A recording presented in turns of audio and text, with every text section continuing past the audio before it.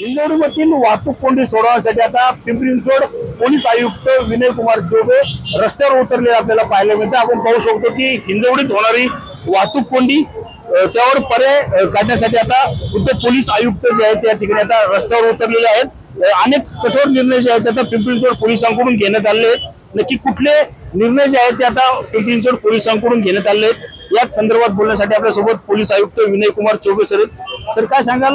मोठ्या प्रमाणात वाहतूक कोंडी जी आहे ती हिंजवडीमध्ये पाहायला मिळते, कशा प्रकारे हा ऍक्शन प्लॅन जो आहे तो या ठिकाणी सुरू करणार आहात आपण? हिंजवडीमध्ये येणारा आणि जाणारा जे ट्रॅफिक आहे त्याच्यामध्ये सुधारणा करण्याकरता आपण बरेचसे स्टेप घेतलेले आहे आणि अजून घेतोय। त्याच्यामध्ये काही आता आपण नवीन जे लो लाईंग फ्रूट्स म्हणतात ते सुरू करण्यासाठी आपला आज विजिट करतोय। जसं हे वॉकर हिंजवडी ब्रिज आहे त्यामध्ये आपण आता दोन्ही बाजूने दोन ट्रॅफिक जात आहेत।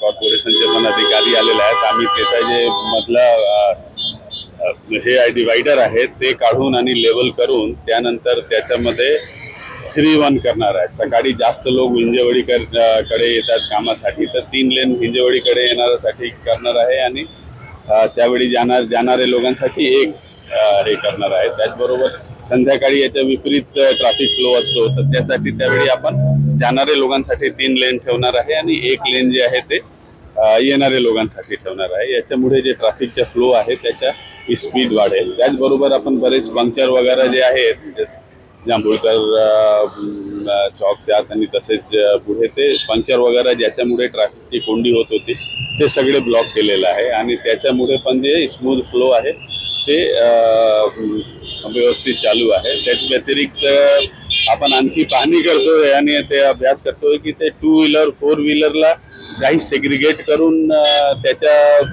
पुढे जे आपले ट्रॅफिकची एव्हरेज स्पीड आहे ते आपल्याला वाढवता येईल काय आणि त्याचबरोबर जे खाली बायपास आहेत त्याचा आणखी चांगला वापर करून आणि तसेच खाली पण हायवे आणि सर्व्हिस रोड मध्ये जे आहेत काही पंक्चर्स आहेत ज्याच्यामुळे ट्रॅफिक हे होतो पण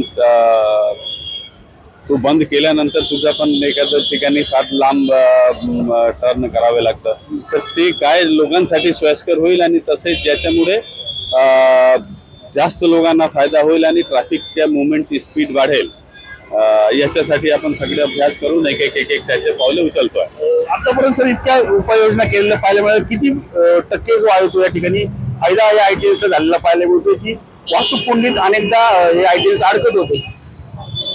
आम्ही आता सगळे इथे जे अधिकारी आहेत त्यांचे प्लस जे आयटीएन्स आहेत आणि बाकी जे लोक आहेत त्यांचा एक ग्रुप बनवलेला आहे आणि त्या ग्रुपमध्ये आमचे सगळे अधिकारी ट्रॅफिकचे असो लोकल पोलीसचे असो PMRDAचे असो PCMCचे सगळे अधिकारी आहेत आणि जे मुद्दा ते आपल्याला निदर्शनास आणून देतात ताबडतोब आपण त्याच्यावर कारवाई करतोय आणि एक तर पाऊस संपल्यानंतर मला पूर्ण खात्री आहे की हे जे बाकी जे काम आहेत जे स्ट्रक्चरल चेंजेस आहेत त्याच्यामध्ये पण आणखी जास्त वेग येईल आणि त्यामुळे आपल्याला त्यावेळी या सुधारणाचा इम्पॅक्ट आणखी जास्त दिसेल। आपण पाहिलं तर याच ब्रिजच्या जवळ जायचं ते 3 लेन म्हणजे कामाच्या वेळेस जे आहे ते सकाळच्या वेळेस पिंपरीकडून पुण्याकडून येणारी वाहतूक जी आहे ती 3 लेन असणाऱ्यानंतर हिंजवडीतून पुणे आणि पिंपरी चिंचवडकडे जाणारी वाहतूक जी आहे ती एकच लेन असणार आहे। त्यामुळे ही वाहतूक कोंडी जी आहे त्याचा कमी होण्यास मदत होणार असल्याचं पोलीस आयुक्त विनय कुमार चौबे यांच्याकडून सांगण्यात आलं आपल्याला पाहायला मिळत आहे। रणजित जाधव, TV9 मराठी, हिंजवडी, पुणे।